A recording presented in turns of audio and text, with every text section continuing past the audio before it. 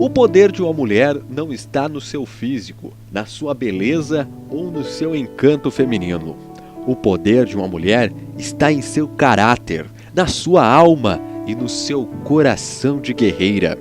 Esta é uma mensagem a todas as mulheres, enviada pela Associação dos Contabilistas, que deseja a todas um feliz Dia da Mulher neste 8 de março.